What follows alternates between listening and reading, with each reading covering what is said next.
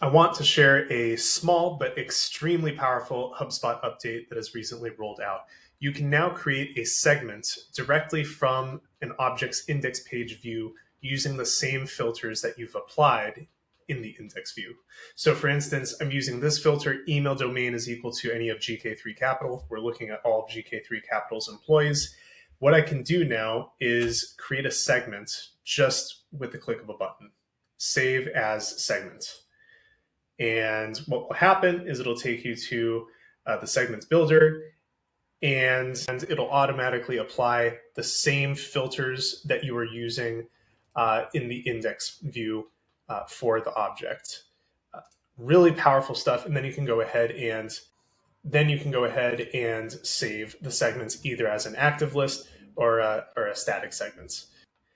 Previously, you could just select all of the contacts that met this criteria, and then you could go ahead and add to a static segment, right? Or you could create a new static segment specifically for the contacts that meet the criteria that you've set here. The issue with this approach, though, is that you wouldn't be able to see the filters responsible for creating the segment. It would create the segment, and then maybe a week would go by or a month would go by, and you would go back to the segment and you would be completely lost as to how this segment was created. There's no way to know just by looking at the segment what filters were actually used to create it.